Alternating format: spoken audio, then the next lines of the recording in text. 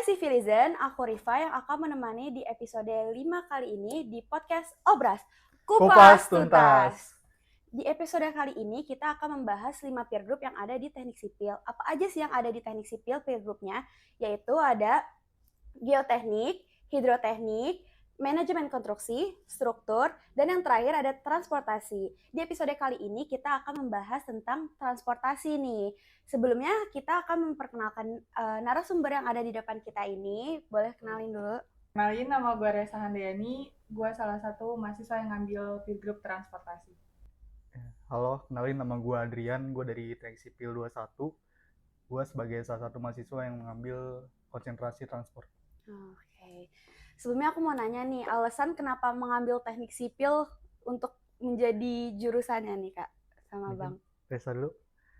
Kalau gue jujur random karena gue kebetulan nggak boleh keluar kota kuliahnya, jadi gue juga terpaksa untuk ngambil jurusan yang ada di Unila, yang ada di kebetulan kan di sini kan cuma ada 2 yang kita tahu ya, Unila sama ITERA untuk negeri. Terus kayak kalau untuk jurusan tuh gue random aja karena jurusan yang gue mau nggak ada di Unila ataupun di ITERA.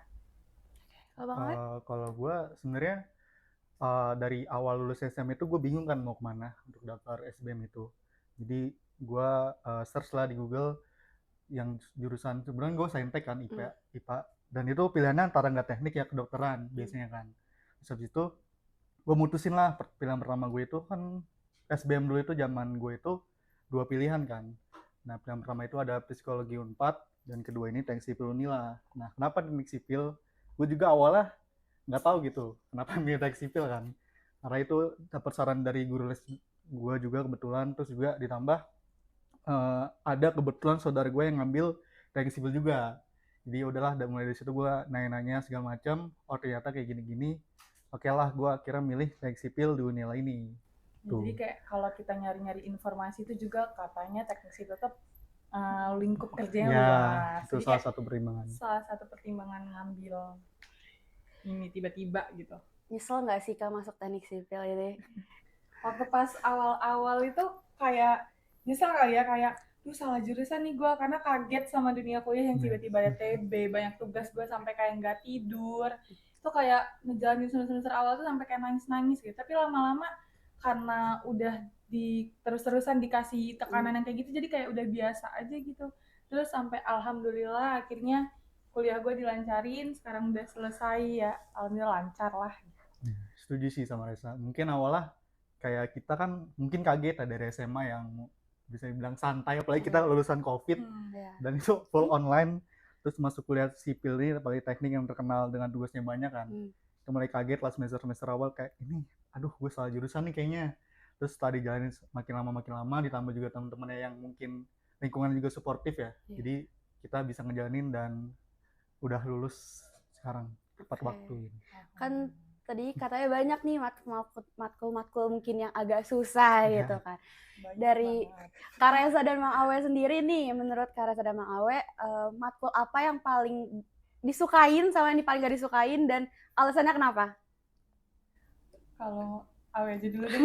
Aku juga masih bingung. Mungkin kalau nggak disukain apa nggak disukain tuh ini ya, relatif ya, karena kan itu baik ke diri masing-masing. Kalau gue itu, kalau yang nggak disuka itu karena gue ngulang ya, itu ada Unstruct 2 AST sama geometri jalan. Itu menurut gue 2 matkul itu sih yang paling susah gitu. Sama yang satu lagi beton. Nah itu semester 5 itu matkul paling susah sih.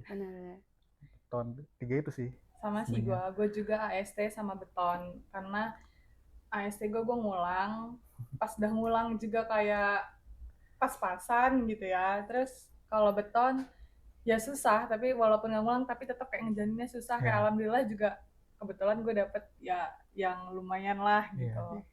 Tapi tetap ngejalaninnya kayak susah aja gitu. Oke, kita lanjut ke pertanyaan tentang transportasi ya.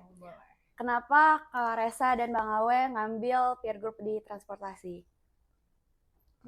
Oke, mungkin dari gue ngeliat ini ya, masalah yang ada di sehari-hari lah kita. Kayak misalkan jalan rusak, macet, terus kemudian rambu lalu lintas yang kadang nggak sesuai aturan lah. Nah itu gue kayak tertarik aja buat kenapa sih bisa kayak gini. Nah, di transport itu kita mempelajari tentang bagaimana mulai dari desain, terus pengoperasian sampai dengan pemeliharaan infrastruktur transportasi, kayak mulai dari prasarana sampai dengan sarananya gitu sih. Jadi gue tertarik buat kenapa ya bisa jalan macet tuh karena apa, terus misal jalan cepat rusak itu karena apa ya penyebabnya. Nah itu gue tertarik sih, jadi mengambil ke konsentrasi transport ini, pengen pelajari hal-hal itu semua tuh. Gue jujur aja simpel aja, karena gue sejauh gue ngejalanin, kan kita kan baru ngambil konsentrasi itu kan di semester 7 ya sebenarnya. Semester 6 atau 7? 6 ya, semester 6. Jadi kayak pastinya kan kita udah pernah ngerasain semua matkul peer group dari semester 1 sampai 5 tuh. Dan dari semua kategori matkul peer group yang pernah gue jalanin selama ini, gue paling mengertinya di jalan gitu. Makanya gue tertariknya untuk ngambil ke jalan. Waktu itu gue sempet waktu pas awal-awal kan sempat mau ambil struktur, gara-gara kan kalau struktur itu kan dengar-dengar kan kayak lebih proper gitu kan segala macam. Tapi ternyata pas udah ngejalaninnya banyak matkul struktur yang gue sendiri tuh kurang paham, yang gue sendiri tuh kayak takut gue ngejalaninnya malah gue nggak kuat gitu di tengah jalan. Jadi kayak gue ngambil matkul yang lebih gue mengerti gitu. Mau nanya juga nih Kak, kan katanya transport itu ada 2 konsentrasi. Boleh tolong jelasin nggak Kak, ada konsentrasi apa aja dan itu apa bedanya sih Kak? Mungkin gue jawab yang sepengetahuan gue aja ya. Jadi di transport itu dibagi jadi 2 lagi, ada namanya survei dan lab. Kalau survei itu kita mengambil data di secara langsung gitu di lapangan. Misal kayak data arus lalu lintas, terus tipe jalan, kemudian hambatan samping dan lain sebagainya. Nah, kalau misalkan lab itu kita lebih ke teknisnya gitu, teknis pengujian material yang akan digunakan di lapangan nanti, kayak contohnya pengujian aspal, pengujian agregat dan lain-lainnya itu sih bedanya, mungkin yang dari yang gue tahu gitu. Gue tambahin dikit kali ya. Jadi bedanya survei sama lab itu kayak lebih ke survei itu mungkin ilmu yang kurang pasti, kayak nggak pasti gitu. Sedangkan kalau lab itu ilmu pasti. Kenapa gue bilang ilmu pasti? Semua yang kita lakuin di lab itu ada aturannya, itu ada, ibaratnya kalau di beton ada SNI-nya, di jalan juga ada gitu. Jadi ada aturan itu. Jadi kita ngerjain itu ada panduan yang jelas, ada aturan yang jelas yang kita ikutin gitu kalau nge-lab. Sedangkan kalau survei itu, kenapa gue bilang ilmu nggak pasti, karena ya itu tadi, hasil yang didapat itu juga. Jadi kalau survei itu mungkin kita lebih ke nganalisis kali ya. Kalau misalkan kayak kita contoh kasus kayak macet di ini, kayak kita tuh nyari gimana solusi dari macet ini gitu. Sedangkan kan kalau nge-lab kan kayak kita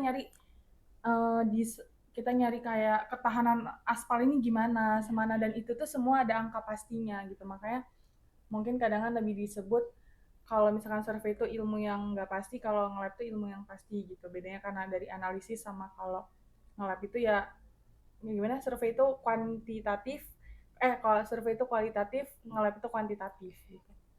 Kalau Kak Rasa sama Bang Awe ini ngambil apa nih? Survei atau? Kebetulan kita orang berdua sama-sama nge-lab. Awal-awal tuh emang Kak Resa sama Bang Awe ini emang udah tertarik di transport, atau pas waktu di tengah-tengah jalan, atau kayak pikiran awal nih kayak mau ngambil yang lain, siapa tahu tadi udah ngambil yang lain mungkin tiba-tiba pindah gitu, atau emang dari awal emang transport fix gitu? Kalau gue yang tadi sih, gue awalnya sempat mau ngambil struktur, tapi setelah gue jalanin dari semester 1 sampai 5, ternyata gue lebih mengerti ke transport. Makanya akhirnya gue memilih pindah jadi ngambil transport. Tapi gue belum sempat ngambil struktur juga, emang waktu pas gue ngambil konsentrasi itu emang gue udah klop ke transport nih. Kalau dari gue kurang lebih sama ya, gue awalnya juga pengen struktur gitu. Tapi momennya itu mungkin momen pas gue kenapa mantep buat milih transport tuh karena di sekitar semester 6 kalau nggak salah.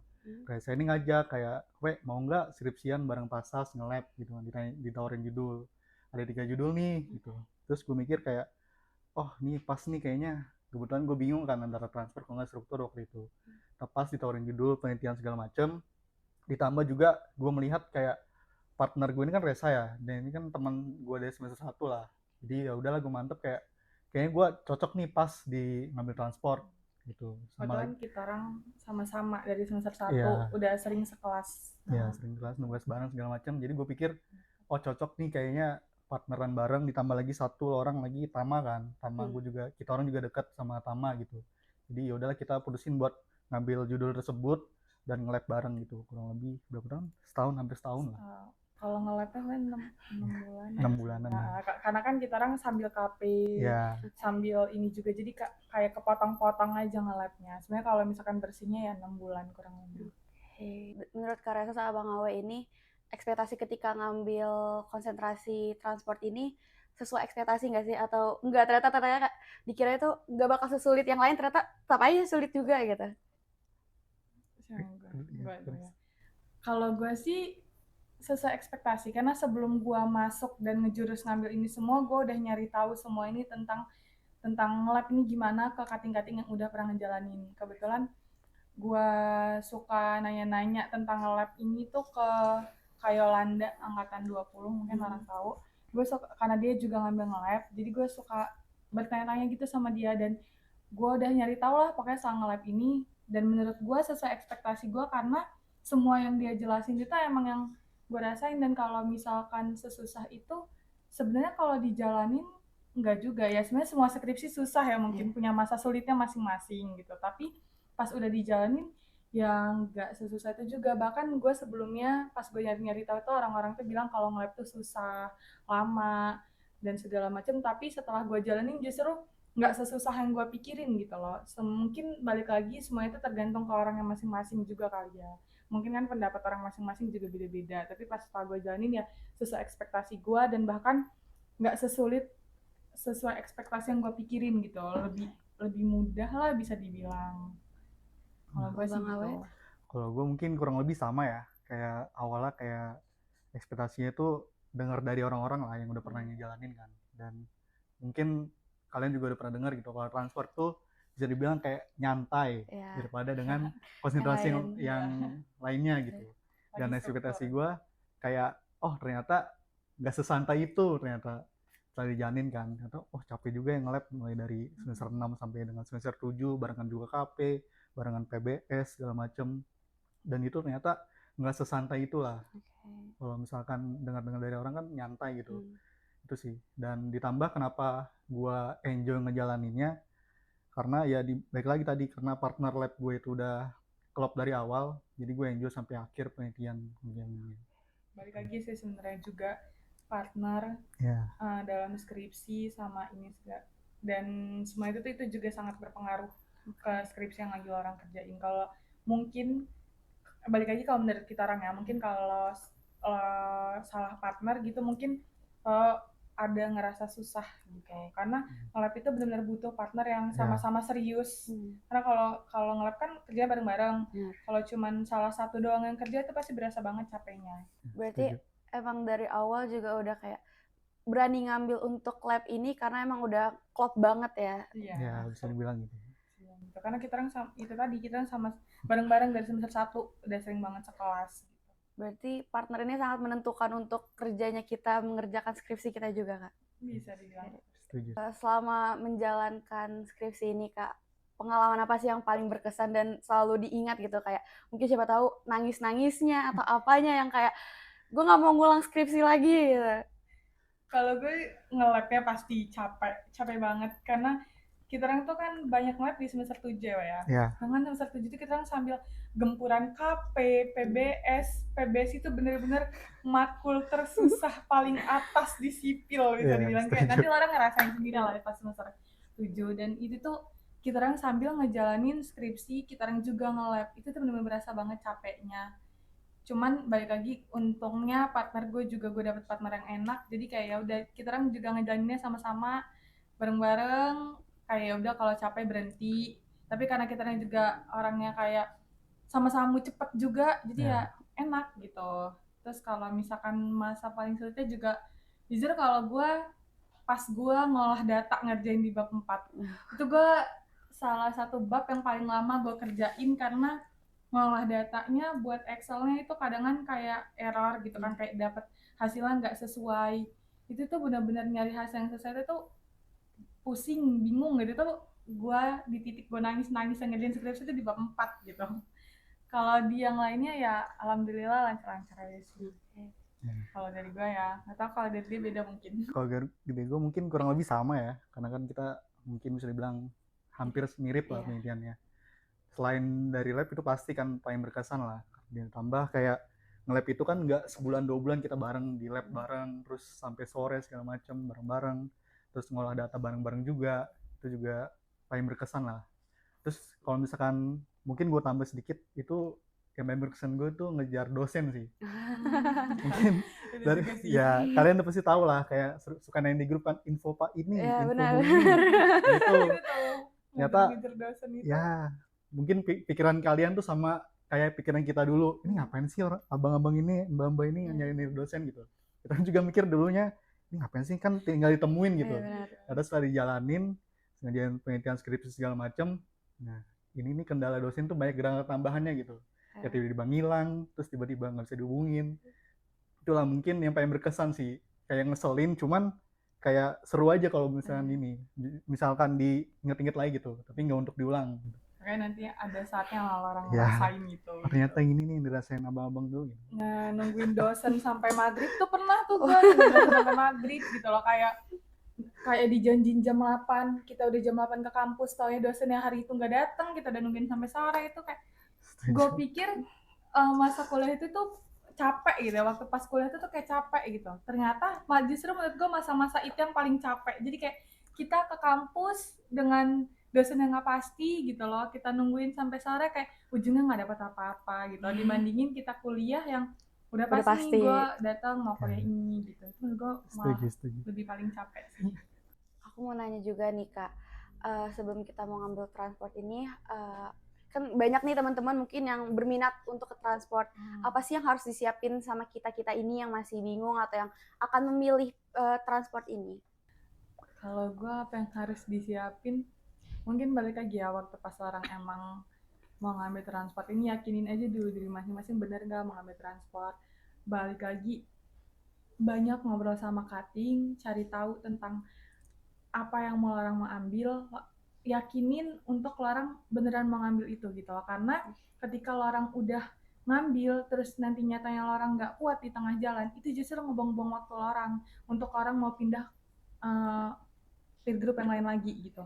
Emang bisa, cuman balik lagi ngebuang-buang waktu orang, buang-buang tenaga. Jadi sebelum orang mutusin untuk ngambil itu, mending yakinin dulu gitu. Kayak banyak cari informasi ke cutting-cutting yang udah cari pertimbangan yang kayak benar-benar orang yakin akhirnya ngambil itu. Dan ketika orang udah ngambil itu, mungkin balik lagi, kalau misalkan orang dapat judul, yakin nggak untuk ngambil judul itu. Dan sebelum orang ngerjain itu, saran gue sih ya, cari dulu banyak-banyak referensi. Karena ketika lo udah ngambil judul itu, tapi lo nggak punya referensi, itu tetap orang bakal pusing di tengah jalan. Tapi ketika lo orang udah punya referensi, pasti semuanya bakal jalan aja gitu. Karena lo orang udah ada referensi nih, udah nggak bingung gimana mau ke depannya gitu.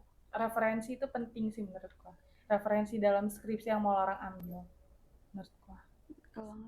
Mungkin gue nambahin dikit dari sampean Resa, untuk persiapan khusus sih nggak ada ya sebenarnya. Yang pasti itu ini nggak cuman untuk yang mau ngambil transport aja, ini kayak bisa ke semua peer group gitu. Itu banyakin mulai dari sekarang kayak latihan baca literatur review, karena untuk setiap peer group peminatan untuk skripsi itu kita pasti nggak lepas dari penelitian baca-baca literatur review dari penelitian sebelumnya, terus jurnal segala macam. Dan itu kita mulai dibiasain lah dari sekarang, kayak mulai baca-baca, terus kayak mulai gimana cari tahu intinya itu apa gitu. Terus ditambah mungkin dari gue itu kayak lebih ini aja sih, lebih sering-sering pakai Excel, karena semua peminatan itu rata-rata untuk pengolahan data itu pakai aplikasi Excel gitu. Mungkin itu sih. Karena apalagi nge-lab. Ya. Tapi survei juga sih. Iya, survei juga. Makanya Excel itu sangat berguna waktu pas deskripsi. Setuju. Aku mau nanya nih Kak, kan dari ngomongin skripsi nih. Kak Resa sama Bang Awe masih ingat nggak sih skripsinya apa, tentang apa, dan membahas tentang apa itu? Gue itu judulnya Analisis Durabilitas Campuran Aspal Concrete Wearing Course ACWC menggunakan aspal bermodifikasi karet vulkanisat AKPG76. Itu membahas tentang gimana sih kita campuran antara aspal konvensional ditambahkan dengan jenis aspal karet AKPG76. Itu kayak diuji durabilitasnya gimana, terus kemudian nilai stabilitas, flow, terus data-data yang dapat itu nanti akhirnya itu di apa namanya, diambil parameter itu ada 3 parameter, itu IKS, IDP, dan IDK. Pokoknya intinya itu kita menguji durabilitas campuran aspal konvensional dengan aspal karet vulkanisat itu. Jenis aspal karet AKPG76. Itu sih kalau dari Gue gua. sama kurang lebih kayak Awe, karena sebenarnya penelitian kita orang itu intinya sama, cuman berbeda di aspalnya. Jadi Ya. kalau gue itu judulnya tentang durabilitas campuran aspal konkrit wearing course dengan menggunakan aspal karet alam SIR 20. Jadi beda di aspalnya, kan kalau tadi Awe aspalnya AKPG 76, kalau gue aspalnya itu SIR 20, tapi tetap sama-sama cari durabilitasnya, ketahanan aspalnya di lapisan aspal konkrit wearing course, di lapisan paling atas. Kan orang juga pasti udah belajar kan kalau aspal punya lapisan-lapisannya masing-masing, dan kita orang tuh nyari yang lapisan paling atasnya itu, yang paling ya yang bersinggungan langsung sama roda gitu-gitu, sama cuaca, sama air gitu. Kita orang nyari ketahanan aspal lah itu.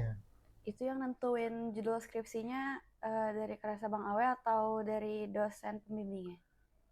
Kebetulan kita orang tuh dapat untuk judul skripsi sendiri tuh dapat rekomendasi dari Pasasana.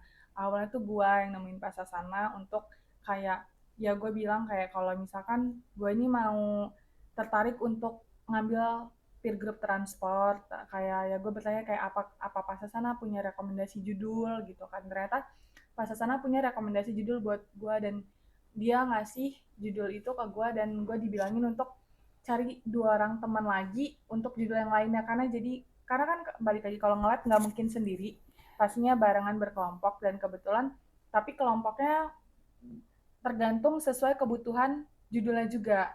Dan kebetulan kemarin tuh pas sana ada 3 judul, makanya gue disuruh cari 2 orang lagi, jadinya dalam satu kelompok itu kita orang bertiga.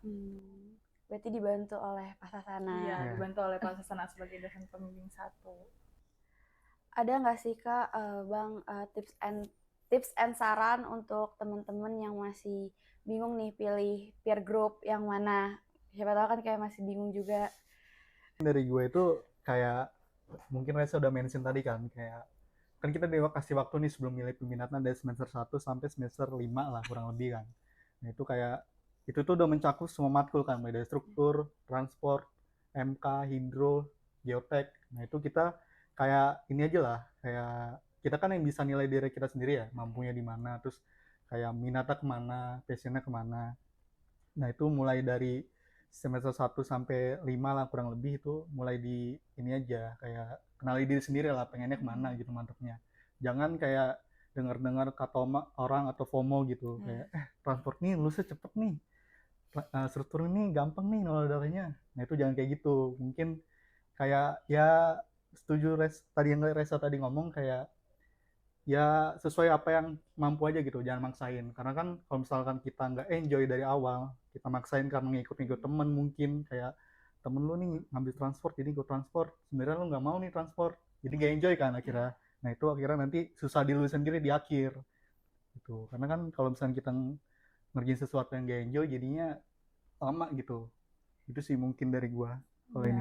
yang kayak kata gue tadi, kenalin diri sendiri waktu pas orang semester 1 sampai semester 5, kayak lebih mengerti, lebih tertarik ke matkul apa, dan cari informasi juga ke kating-kating, tapi cari informasi ke kating-kating juga nggak yang diambil secara mentah-mentah gitu. Balik lagi kalau orangnya gimana, hati orangnya gimana gitu. Gue juga waktu pas awal-awal mau ngambil lab juga bahkan banyak kating-kating yang bilang lebih baik survei, karena survei cepet, nge-lab itu lama, terus kayak lulus lama gitu kan. Tapi balik lagi waktu pas gue balikin ke diri gue, emang gue lebih seretnya nge-lab gitu, jadi makanya gue ambil lab.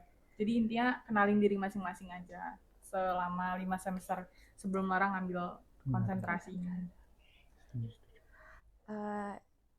Terakhir nih Kak, kalau misalnya nih bisa dikasih untuk mengulang waktu gitu kan, akankah tetap mengambil sipil dan konsentrasinya tetap ngambil transport, atau mau coba yang lain? Kalau gue sih enggak. Maksudnya tuh kalau ada ngulang waktu, gue akan tetap ngambil ini apa enggak? Iya. Tetap. Kalau gue tetap untuk ngambil ini. Kayak sejauh yang gue jalanin, ya udah nggak ada penyesalan yang gue sesalin gitu. Sama sih kalau gue juga jawabannya sama, tetap bakal ngambil sipil dan peminatan transport. Hidup sipil sama transport. Oke, ada nggak nih Kak kata-kata semangat gitu kan untuk civilizen yang lain yang lagi bingung untuk ngambil konsentrasi apa dan eh, untuk menyemangatinya lah, apalagi kalau misalnya mungkin lagi pusing dengan skripsinya juga teman-teman dari Karesa dan Bang Awe yang lagi pusing gitu kan, kata-kata semangat untuk teman-teman. Kalau misalkan pesan-pesan dari gue buat yang lagi skripsian, semangat terus ngerjain skripsinya, semangat terus ngejar dosennya, semoga sama buat angkatan 21 ya terutama, semoga semuanya cepat lulus tepat waktu. Kalau buat angkatan 22, 23, 24 mungkin yang lagi jalanin kuliah sekarang, semoga kamu juga kuliahnya lancar, kenalin diri selama kamu belum ngambil konsentrasi yang akan kamu ambil, jangan sampai salah pilih tadi ya. Cari informasi sebanyak-banyaknya, intinya semangat terus kuliahnya. Udah, kalau dari gue itu aja. Mungkin Hawe mau nambahin? Oke, mungkin dari gua untuk angkatan 21 yang masih ngerjain skripsi, semangat pokoknya buat semuanya. Semangat ngolah datanya, semangat nemuin dosennya, semangat buat ngerjain skripsinya itu udah pasti kan. Karena menurut gua skripsi yang baik itu bukan skripsi yang perfect, skripsi yang baik itu skripsi yang selesai. Tuh. Jadi semangat terus buat semuanya. Semoga bisa lulus semua di tahun ini dan semuanya terbaik buat kalian semua. Terus buat angkatan 22, 23 dan 24 yang masih kuliah, mungkin kurang lebih sama kayak Reza, kenali diri kalian sendiri, terus sebelum milih peer group jangan sampai salah, jangan sampai ikut-ikutan orang karena FOMO. Terus pokoknya ikutin diri kalian sendiri itu minatnya kemana, karena ketika kalian ngejalin itu sesuai dengan apa yang kalian mau, itu pasti akan enjoy, percaya sama gue. Karena ketika kalian enjoy, ngerjainnya itu pun pasti sesuai dengan harapan yang lo ekspektasiin dari awal. Gitu sih. Balik lagi pas orang ngerjain skripsi itu cuman sebenarnya satu motivasi yang paling bakal ngebantu orang itu diri orang sendiri. Ya, setuju. Sisanya ya dibantu sama kawan. Cuman balik lagi ke diri sendiri, orangnya dulu gimana. Udah sih itu aja. Itulah pertanyaan terakhir yang dijawab oleh Karesa dan Bang Awe yang sudah menyempatkan hadir di podcast kali ini. Terima kasih kepada Karesa dan Bang Awe. Ya, dari makasih. Kitarang juga makasih udah diundang, percaya buat ngundang Kitarang nyampein tentang peer group transport ini. Ya, mungkin tambahan dari gue, maaf kalau misalkan informasinya ada yang keliru apa gimana. Kita juga sama-sama masih belajar di sini. Ya, makasih. Oke, dan untuk civilizen yang masih bingung atau masih pusing gitu kan nanti untuk menentukan konsentrasinya, kalian bisa untuk menonton untuk next video episode selanjutnya yang akan menjelaskan tentang peer group lainnya. Dan semangat terus untuk civilizen menonton podcast ini tentunya, dan see in the next video di podcast Obras Kupas Tuntas.